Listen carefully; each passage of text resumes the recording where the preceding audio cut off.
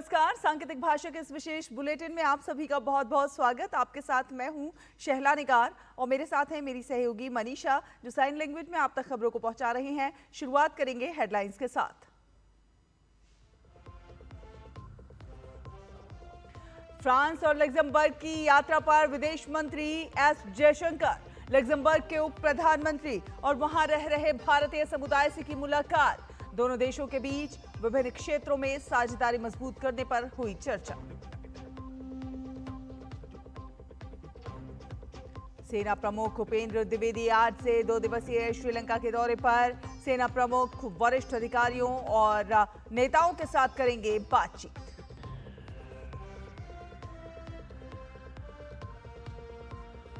पूरे उत्तर भारत में कड़ाके की ठंड, कई राज्यों में ऑरेंज अलर्ट जारी। मौसम विभाग के मुताबिक आने वाले दिनों में और गिरेगा पारा।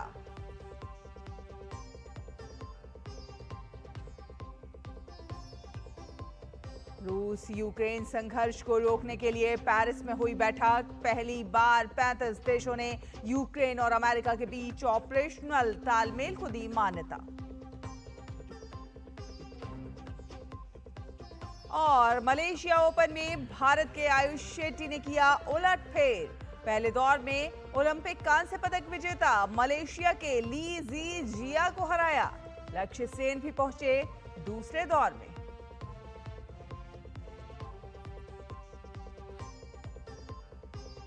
तो आपको बता दें, विदेश मंत्री डॉक्टर एस जयशंकर इस समय लग्जमबर्ग के दौरे पर हैं।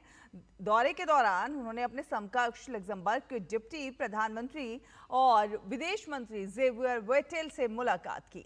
बैठक में भारत लग्जमबर्ग द्विपक्षीय सहयोग और वैश्विक स्थिति पर व्यापक चर्चा हुई। इसके साथ ही वित्त, निवेश, डिजिटल, एआई, स्पेस और टैलेंट मोबिलिटी जैसे क्षेत्रों में सहयोग बढ़ाने पर विचार विमर्श किया गया।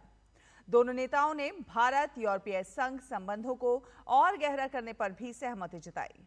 इसके साथ ही उन्होंने लग्जमबर्ग में रह रहे भारतीय समुदाय के साथ बातचीत की। इस दौरान उन्होंने राजनीतिक, व्यापार और टेक्नोलॉजी के क्षेत्रों में भारत लग्जमबर्ग साझेदारी को मजबूत करने पर जोर दिया। साथ साथ भारत लग्जमबर्ग संबंधों को आगे बढ़ाने में प्रवासी भारतीयों के योगदान की सराहना की। और थल सेना प्रमुख जनरल उपेंद्र द्विवेदी श्रीलंका की यात्रा पर हैं।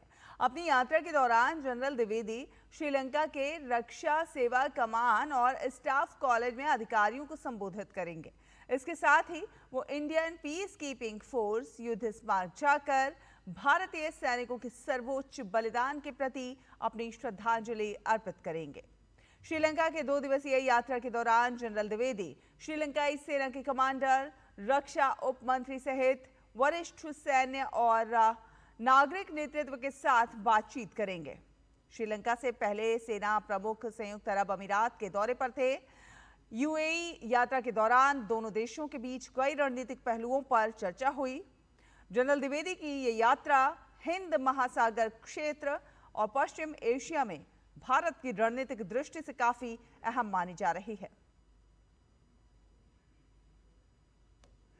उपराष्ट्रपति सीपी राधाकृष्णन नई दिल्ली में sing, dance and leadership lessons from the teachings of Shrila Prabhupada पुस्तक का विमोचन करेंगे।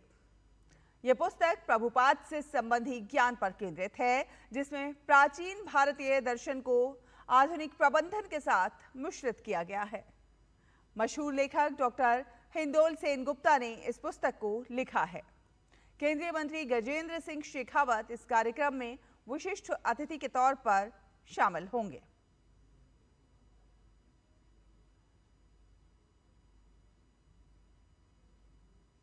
और विकसित भारत जी राम जी कानून को लेकर बीजेपी देश भर में जागरूकता अभियान चला रही है और इसी कड़ी में यह अभियान पंजाब में भी शुरू होने जा रहा है। पंजाब बीजेपी जी राम जी कानून को लेकर जागरूकता अभियान की शुरुआत आज से फाजिलका जिले से करने जा रही है। सुबह 10:30 बजे बीजेपी प्रदेश अध्यक्ष सुनील जाखड़ फाजिलका के गांव खीऊ वाली ढाब से अभियान का आगाज करेंगे। इस दौरान बीजेपी न केवल इस कानून से आने वाले बदलाव के बारे में बताएगी, बल्कि विपक्ष की तरफ से फैलाई जा रही तमाम भ्रांतियों का जवाब भी देगी।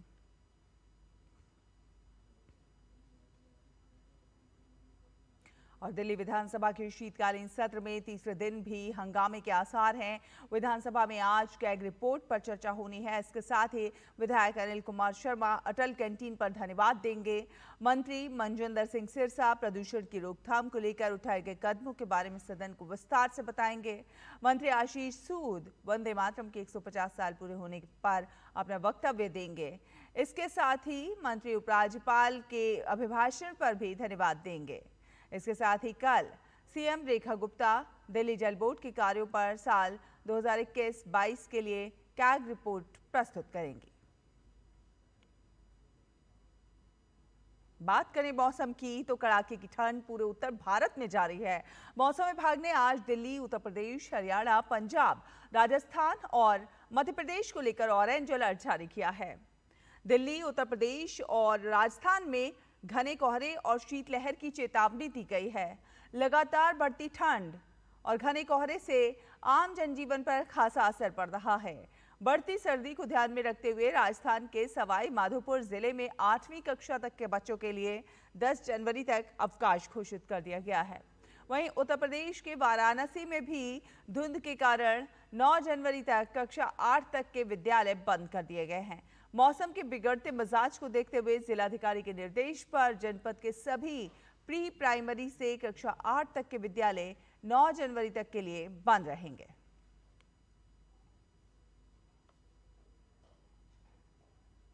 सूचना एवं प्रसारण मंत्रालय के तहत स्टार्टअप एक्सेलरेटर पहल वेवएक्स ने मीडिया, मनोरंजन, ब्रॉडकास्टिंग और संचार टेक्नोलॉजी में इनोवेशन, इंक्यूबेशन और एंटरप्रेन्योरशिप को मजबूत करने के लिए आईआईटी दिल्ली के foundation for innovation and technology transfer FITT के साथ एक समझौता ज्ञापन पर हस्ताक्षर किए।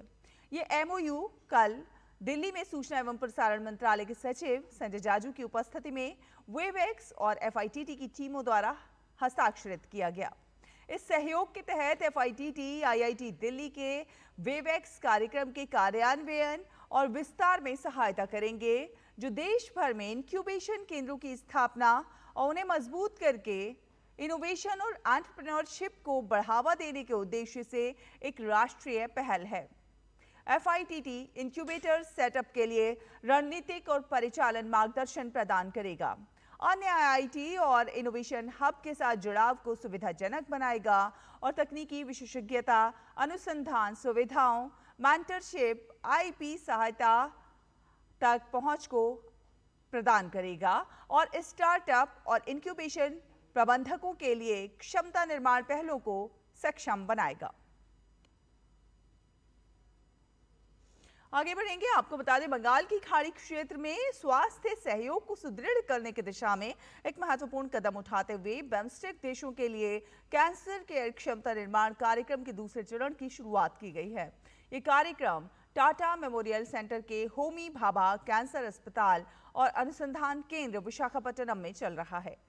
ये 4 सप्ताह का विशेष प्रशिक्षण कार्यक्रम है, जिसके तहत बिम्स्टेक सदस्य देशों के 35 कैंसर केयर विशेषज्ञों को आधुनिक कैंसर प्रबंधन और उपचार संबंधी प्रशिक्षण दिया जाएगा। इस पहल की घोषणा प्रधानमंत्री नरेंद्र मोदी ने 6ठे बिम्स्टेक शिखर सम्मेलन के दौरान की थी।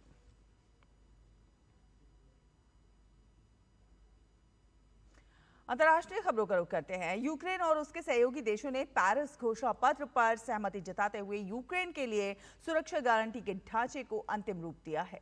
कीव और उसके सहयोगी देशों ने पहली बार 35 देशों यूक्रेन और अमेरिका के बीच व्यावहारिक सहयोग को आधिकारिक मान्यता दी है।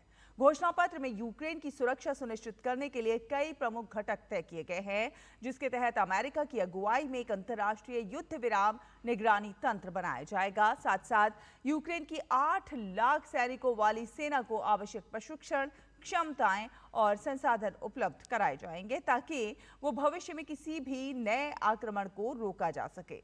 इसके अलावा युद्ध विराम के बाद सुरक्षा आश्वासन देने के लिए वायु, समुद्र और भूमि पर एक बहुराष्ट्रीय बल गठित किया जाएगा।